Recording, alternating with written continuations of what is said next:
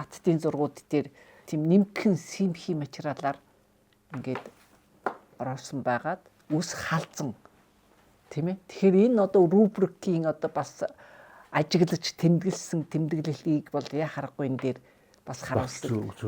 Тийм. 3 хатны тэр нь болохоор Дарман балын хатан Таажи, Шидэв балын нэг хатан, за өөр нэг нь нэрийн тэмдэглэгдээгүй энэ 3 хатан бол ийм симхи торгон алчвараар боосон байна. За тэрэн дээр одоо малгай нөгөө хадсан чимэглэлүүд нь бүтэн харагдаж байгаа. За түүний хажуугаар тэр сонин өвсний засал надад харагддаг. Яг энэ 2 санчган дээр ийм хурц догол гаргаад тэгээд энэ хэсгийг одоо хуссан. Рубрук нэг удаа Мөнх хаантай зүг. За Мөнх хааны Ихрс овгийн Хутагтаа гэдэг хатантай хар хорвон хотод байсан Христийн сүм дотор орж мөргөл үлдсэн гэж. Хутагтаа хатан бол өөр Христийн шүтлэгтэй хүн байж л да. Тэгээд малгайгаа тайлсан гэж.